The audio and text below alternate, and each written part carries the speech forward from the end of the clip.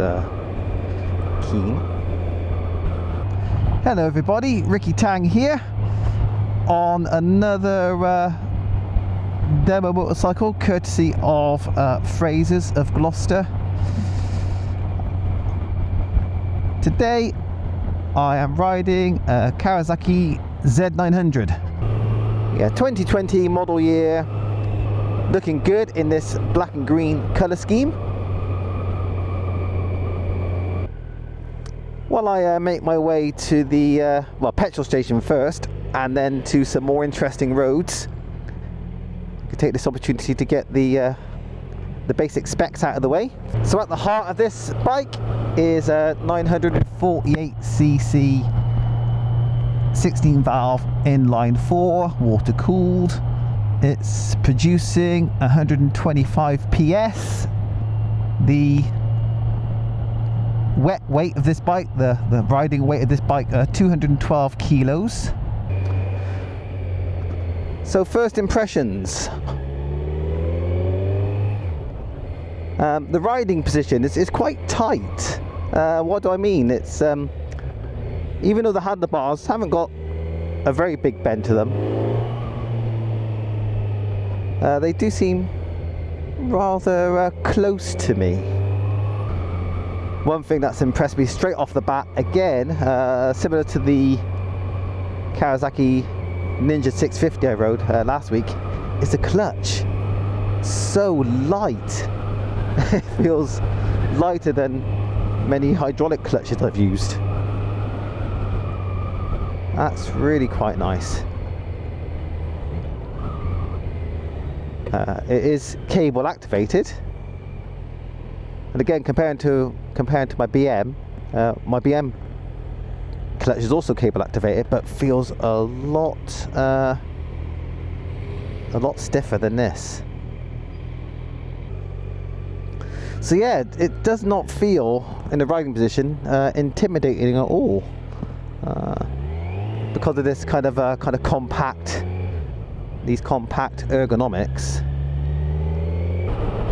So having a nice clutch, a light clutch, is a good thing, because this bike doesn't have a quick shifter or an auto blipper. Sadly not even available as an option for this bike, so you'd have to go aftermarket if you really wanted a quick shifter. But your clutch hand is not going to get tired, basically, through having to deal with a stiff lever. It does kind of feel like I'm riding a 400, a bit heavier than a 400, and you're just shaking it side to side. It does feel quite non-threatening until, I suspect, you poke it with a big stick.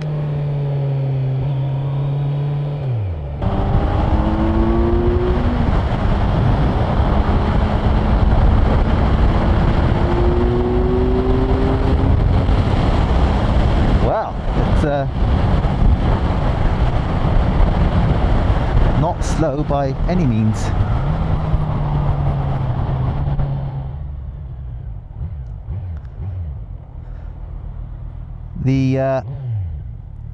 The feel of the throttle is nice. It feels kind of analog. It's not too heavy, but not too light and springy like some ride-by-wire throttles nowadays. I'm trying to see if it is actually ride-by-wire or a conventional cable to the throttle body. I should have looked.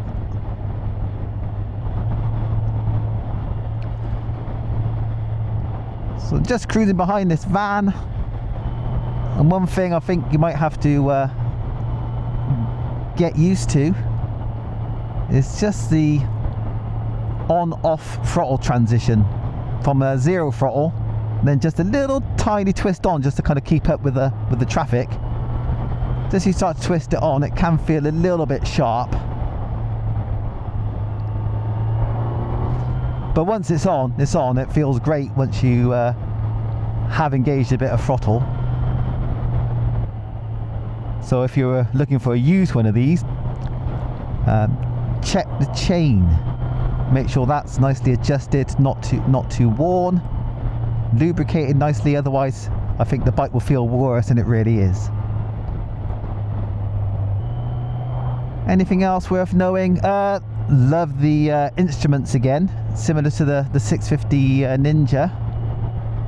Now I think it's possibly a 4.5-inch screen, which in these days of huge smartphones does sound a little small. But it's close to you. The instrument's quite close because the handlebar's quite close, and yeah, it's not hard to see or read. Riding position, the legs, the feet certainly don't feel too rear set. It's not a very aggressive riding position at all, but I am lent a little bit forward, so the top riding position for me feels a little bit lent forward and feels like you can do some serious damage on the road. Yeah. What is quite pleasing is there's not much vibration at all. When I come off the throttle, I can kind of feel it thrum a little bit through the tank, but the handlebars are pretty good. There's not much vibration there at all. Right, we've got a bit of an overtaking opportunity coming up, so let's see what happens when I stretch this bike's legs.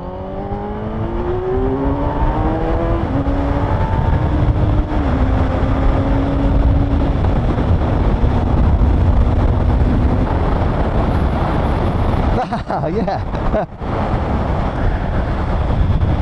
That pulls strongly. I think I'll have a walk around against the grass. Steering lock. Oh, that is nice. That's got a decent steering lock. Side stand's fairly easy once you've found the little leg for it. I'm not sure if I'm in a bit of a dippy, but that bike leans over a fair way. Let's go forward a bit. Yeah, there's a bit of a lean when it gets over there on the side stand, which might mean for somebody with shorter legs, might take a bit of hoofing with a full tank to get the bike upright. You get yourself on the bike and yeah, there's a little bit of effort required to get it upright. You can see the gap upright between the side stand and the pavement there, so that's something that might be worth paying attention to. Here we are, 2020 Z900. There is a performance edition. This isn't it, I know that, because it hasn't got the Akrapovic end cam. Don't know if green would be my colour. Personally, if I was looking for this bike, there is a black-white colour option, which I kind of like a bit more, but I did have my old ZX6R, that was in green. Some people loved it, some people hated it.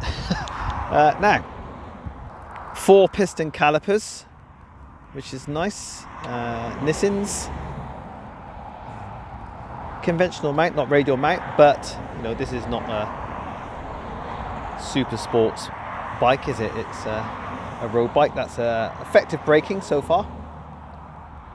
Progressive braking, there's a word, nice journalistic term there. Like I mentioned earlier, 948cc, 16 valve inline 4.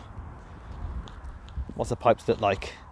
Yeah, not bad looking headers there. As headers go, 41mm upside down is with a rebound and preload adjustment. That is actually your rebound. Maybe this nut is actually for your preload adjustment. So at the back, I think there's our rebound. There's your preload on the back shock. Chassis wise, oh, they do a model I think with a green chassis, don't they, with a green frame. I think I like that metallic green frame. It's a nice looking thing. Single piston rear caliper at the back. Looks pretty meaty at the back there though. It's all good. Exhaust don't look too bad for a OEM exhaust. Not too big. It's nice. Unfortunately I've got to go up a hill now, haven't I? I've just kicked my helmet. Clever me.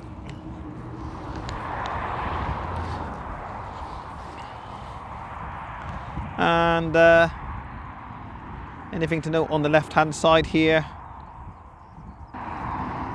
It's got kind of an OEM hugger built into the chain guard, which is good. Chain guard, oh, not too flimsy. Sturdier than the one on my BM. I've replaced mine with an aluminium chain guard now because couldn't stand how flimsy that plastic was. There we are. So you can see I'm in road mode. To adjust the riding modes, you got to hold down either this or this.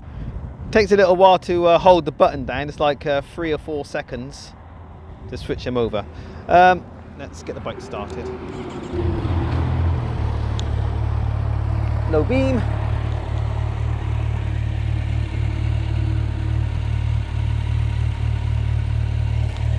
And high beam. Where are we?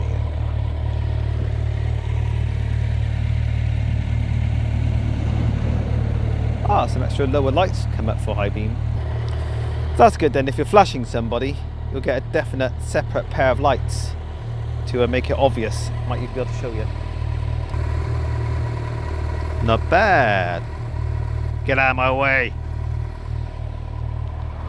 Right, let's get back on the bike and get riding.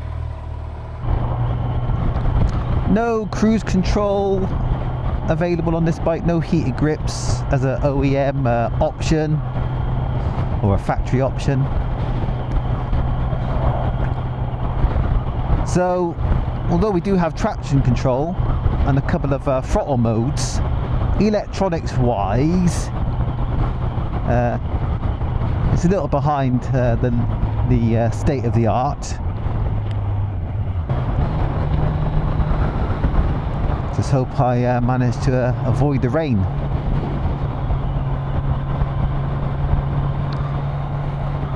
Luckily it looks a little bit lighter to the right, which is where I'll be heading shortly.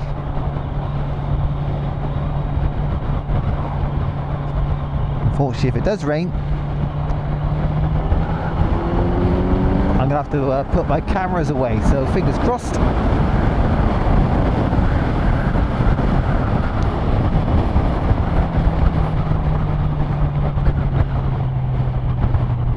So passing traffic on A roads, no drama. It's got plenty of poke for that.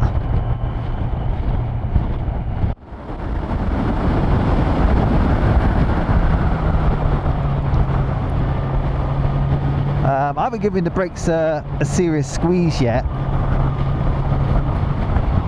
but just scrubbing off speed there, I've got to say it's well, it's not grabby, but the first touch doesn't lose a lot of speed. Now I'm not sure how many miles this bike's got, whether maybe the oh, I've just found out, sorry Kawasaki. I think I've got 121 miles on the clock. The brake pads will need possibly bedding in. If I give it a good squeeze, I certainly do slow down. And of course, the bike's got ABS as well.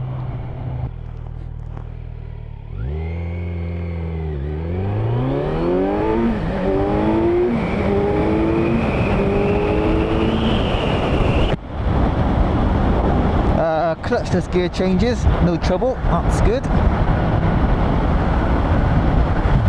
I think the riding position's set up to kind of make you ride aggressively, get over the front of the bike a bit, put a bit of weight on the bars. So what I'm finding is you twist the throttle, you start accelerating, but maybe not as quick as you thought you would, being on a 950cc inline 4. But when you twist the throttle more, it responds more and kind of gives more. So there's power there. You do have to twist the throttle to get at it.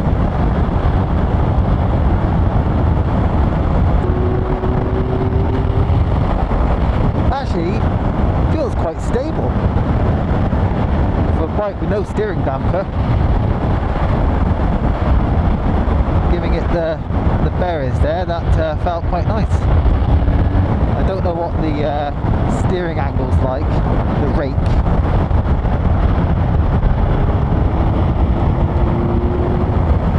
But it does feel, yeah, steering does feel stable when you're razzing it about a bit.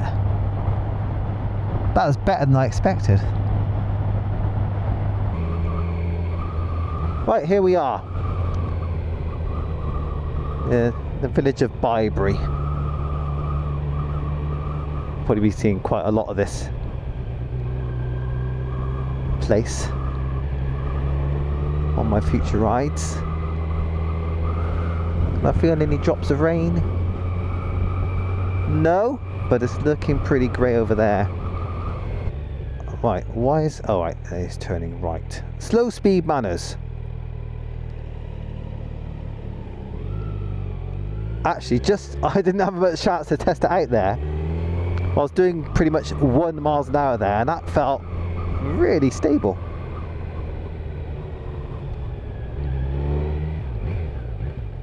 Let's slow down. Oh, I like that. I like the old slow speed behaviour there. That's just balance, not throttle. It felt very balanced at slow speeds.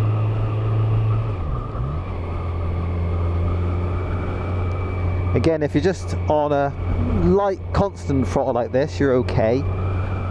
It's coming off and coming on, it can feel a little sharp. But to be honest with you, here, 4th gear, just over 2000 RPM, it's smoothed it out. It actually feels fine. Doesn't feel sharp at all.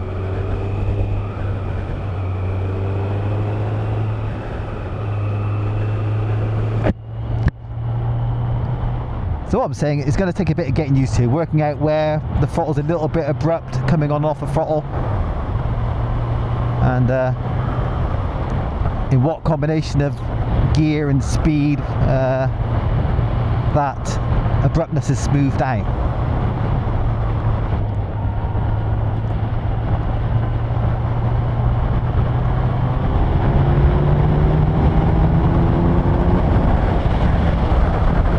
That was 6th from about 3000 RPM. Felt like it took a little while to get into the meat of the torque there.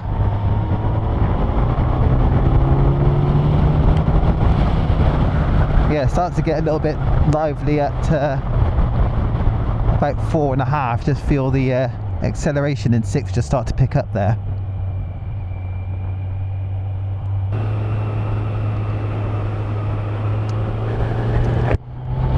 Fourth gear. Yeah, yeah, this bike's certainly capable of a lot of fun.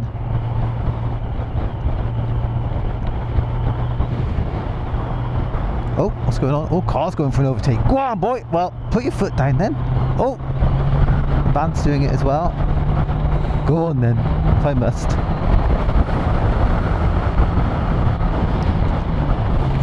Average miles per gallon, 47. UK miles per gallon, obviously. We're in England, don't you know? So 47, that's not bad. It's got a 17 litre tank. Oh, amusingly, you've got an economy indicator. Tell you that you're riding economically. Look, I can make it disappear. Oh, I shouldn't took it be like it does. Economy, economy, economy. Well behaved, well behaved, well behaved. Ah, not well behaved. Well behaved, well behaved. So the first date's gone well so far. I think we're getting along. Although I think she might have felt I was moving too fast a little while back.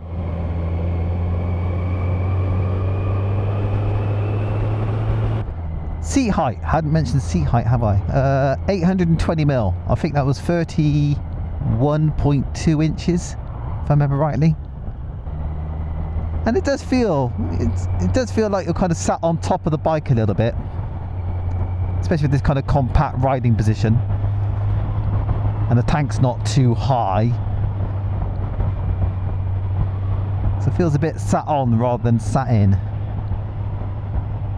Oh, right, foot down. Yeah, flat feet, that's okay, no trouble. So likes and dislikes. Well, I do like the riding position. Wind management is good. I didn't feel any undue buffeting. The engine's not designed for out and out power, and it's not designed to really rip your head off and post your limbs to your loved ones. But the other side of that is strong over a lot of the rev range. It's impressive. It's a well-rounded engine with a bit of a kick at the top. Things I'm not so happy about. Well, that side stand, for people with shorter legs, that side stand does take the bike over a little bit far. And I can imagine maybe people with shorter legs, when they're trying to get the bike upright, maybe with a full tank, or maybe even with a tank bag on, it might take a bit of effort to get the bike off the stand. Anything else? Well, I don't think there's much else really I don't like about the bike. So the important question, would I go on a second date with the Kawasaki Z900? Well, I've had a good time with the bike. There's nothing I dislike about the bike, but I don't think I need a second one. I'm pretty happy with what I've discovered. But I can see how this chassis, especially the chassis, it's really quite stable, and the engine performance will be interesting to a lot of different riders.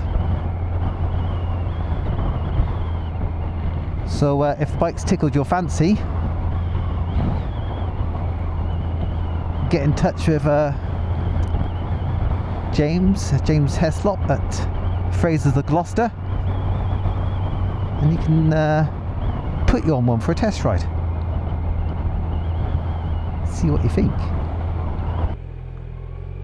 Thanks for hanging out with me, and I'll see you again soon. Now you can't get down behind the screen, there is no screen, but can I get down? Oh, look at that.